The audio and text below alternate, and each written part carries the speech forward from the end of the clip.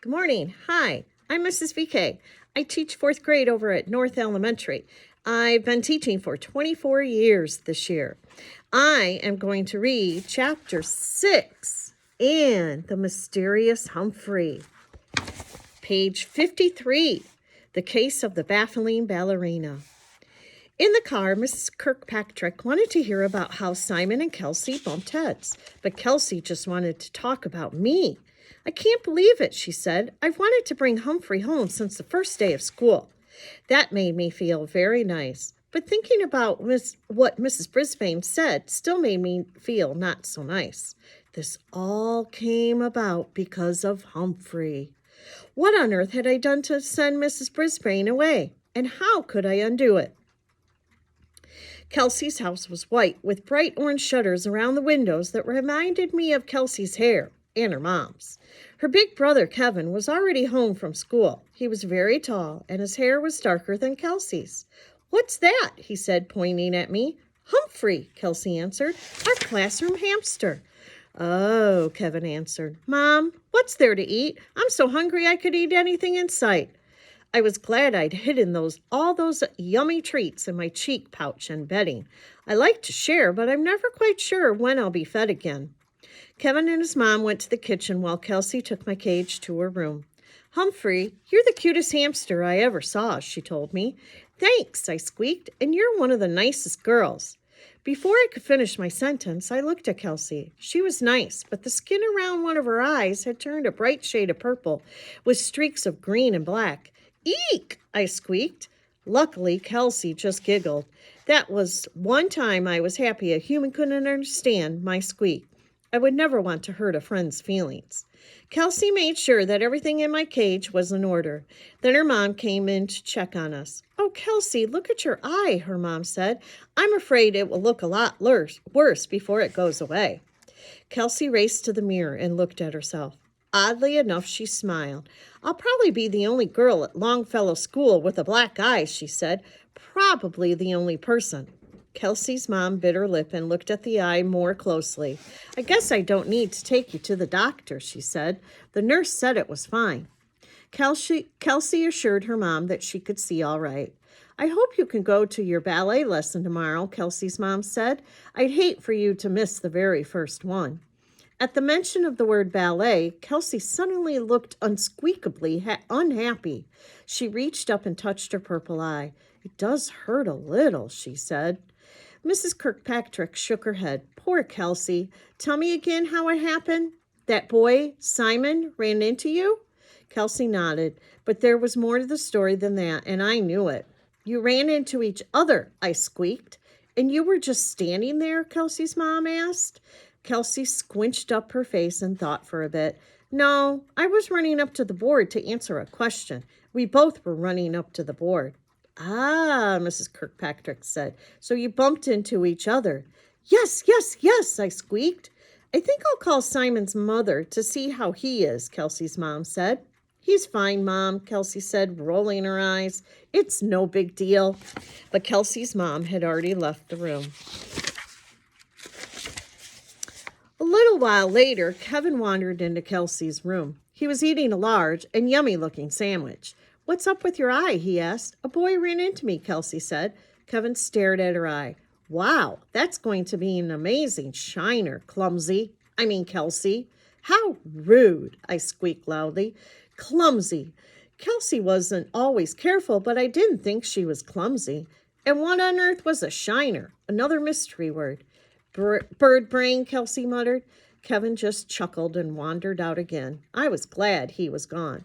Once we were alone, Kelsey flopped down on the bed. "That's what I am, Humphrey. Clumsy Kelsey, like Kevin said." I climbed up the side of the cage and looked right at Kelsey.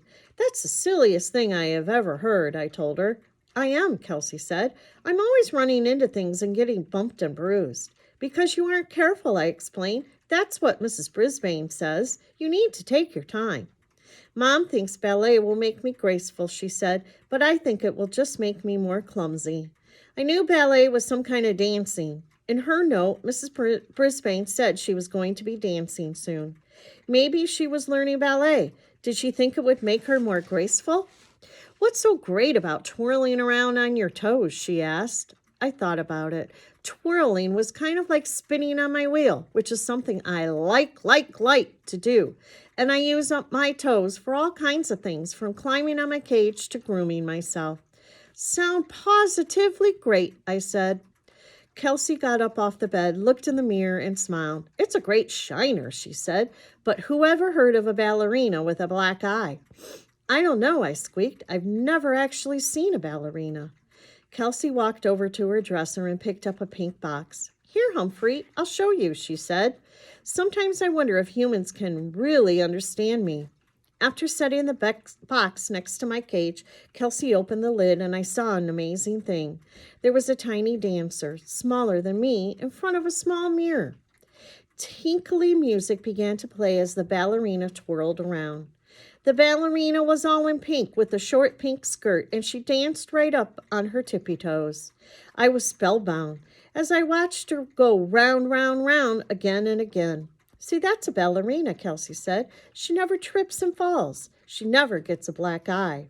I was disappointed when she suddenly slammed down the lid of the box. The ballerina disappeared from view, and the music stopped playing. I could never be graceful like her, Kelsey said. Watch. Kelsey started spinning around the room. I have to admit, she didn't exactly look like the twirling ballerina. While the tiny dancer twirled in one place, Kelsey lurched around wildly until I was afraid she was going to stumble right into my cage. She didn't. Instead, she wobbled and fell backward, landing on her tail. Well, the place where humans would have a tail if humans had tails. Ouch, she said. Eek, I squeaked. Just then, Simon raced into the room. His mom and Kelsey's mom were right behind him. Hi, Kelsey, he said. My mom wanted to see your eye. Kelsey, what are you doing on the floor? Mrs. Kirkpatrick asked. Kelsey got up and rubbed her rear end. Practicing ballet, she said. Simon walked up to Kelsey and looked closely at her eye. Wow, that's amazing, he said. Does it hurt? Mrs. Morgenstern asked. Not really, Kelsey answered. She pointed at the sign of Simon's head. Hey, you've got a bump.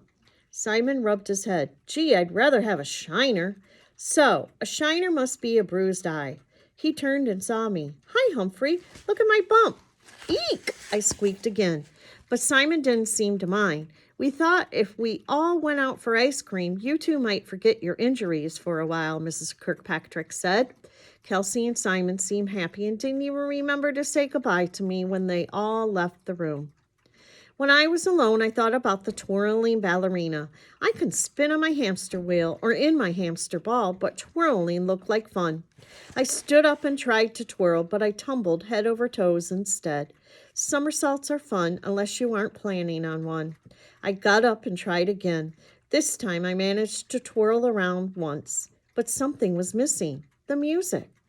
I knew that if I would take my friends a while to get ice cream, I knew that it would take my friends a while to get ice cream, so I jiggled my lock that doesn't lock and pushed on it. Once I was out of my cage, I hurried over to the pink box. I could barely reach the lid, and the first time I pushed, the lid popped up and crashed right back down. But even standing on my tippy toes, I wasn't tall enough to open it. However, I don't give up easily, so I scurried over to the side of the box near the hinge. And finally, I pushed with all my might, and the lid swung open. Phew! That lid was heavy. The music began to play, and I raced to the front of the box to watch the pretty little ballerina go round and round. Kelsey was right. The ballerina was a graceful dancer. I watched her whirl and twirl until I felt a little dizzy. Then I raised myself up and tried twirling again. I stood up on my toes and spun myself around in a circle. Then I made another circle and another. I was twirling and not falling over. I wish Kelsey could see me. If a furry little hamster could learn to twirl around gracefully, I knew she could too. Although I was unhappy about Mrs. Brisbane leaving room 26, I hoped she would enjoy dancing as much as I was. My twirling was interrupted by a loud bang and footsteps. Kelsey and Simon were back. I raced back to my cage and pulled the door behind me. The ballerina was still dancing and the music was playing. Humphrey, we brought you a strawberry, Kelsey shouted as she raced into the room. Simon was right behind her. Where's the music coming from? He asked. My music box, Kelsey said. That's funny. It was closed when I left. Simon laughed. Maybe Humphrey opened it. That made Kelsey laugh. Sure, it was Humphrey. With the music still going, it was my chance to show Kelsey that anybody could learn to twirl, even a hamster. I got up on my toes and spun around again and again. Look, Humphrey's dancing, Simon pointed at me. Kelsey leaned down to watch. He makes it look easy, she said. They giggled. Of course, the music was getting slower and slower. So was I. Can you make it go again? Simon asked. Kelsey closed the lid and opened it again. The music was back to speed and the ballerina was spinning. Let's do a Humphrey dance, Simon said. He started twirling around the room and laughing. Kelsey chuckled and started twirling again, too. The trick is to pick one place to look, Simon said. Each time you spin around, look at that spot. He was a pretty good twirler. Hey, it works, Kelsey admitted. She wasn't staggering. She wasn't stumbling. She was just spinning. The music slowed down again and we all stopped dancing. That reminds me, I have to start ballet lessons tomorrow, Kelsey said. I don't see how I'll ever dance on my toes.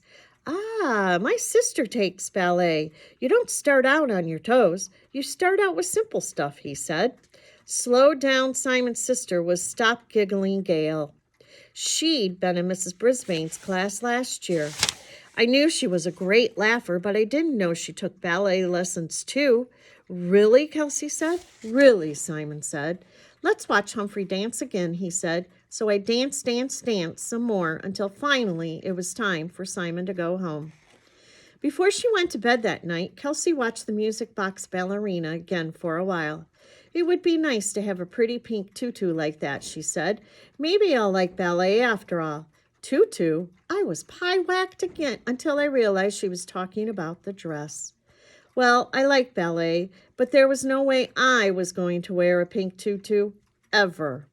I guess Kelsey read my mind because she said, of course, boy ballet dancers don't dress like that. They wear tights. They don't dance up on their toes, but they lift the girl dancers way up in the air. Phew! I was relieved to learn that. Kelsey slept well that night, and even though I'm usually awake for some of the night, I slept unsqueakably well, too. I guess it was all that twirling. On Saturday afternoon, Kelsey left for her dance class. I crossed my toes and hoped that she would enjoy her first lesson. While she was gone, I couldn't resist leaving my cage to watch the tiny ballerina dance again. I made sure I was back in my cage long before Kelsey got back. Humphrey, Humphrey, she shouted as she raced into the room. Wait until I show you. She stood in front of my cage and noticed that the music box was open. I closed that before I left, she said. Maybe there's something wrong with the lid. I didn't squeak one word. Anyway, I want to show you what I learned at ballet class, she said. Good, good, good, I replied. She pointed at her shiny pink shoes. These are my ballet slippers, she said. Next, she showed me 5 positions for the feet, and then she did some very graceful dipping moves. It was so much fun, Humphrey, and I can be graceful. I just have to pay attention to what I'm doing. That's what our teacher said, Kelsey explained. At the end of the class, we got to dance around the room with scarves. It was beautiful. The next day, Kelsey's eye was a rainbow of colors, but it didn't seem to bother her. She spent a long time practicing the 5 positions. I practiced too, but I guess a hamster's feet work a little differently than human feet. The first 3 positions weren't too bad, but the 4th and 5th were, well, let's just say I'm going to have to practice a whole lot more and pay attention to what I'm doing. Humphrey's Detectionary. I don't know if Sherlock Holmes ever tried ballet dancing, but he should have because it's fun, fun, fun. That's the end of chapter 6. Bye.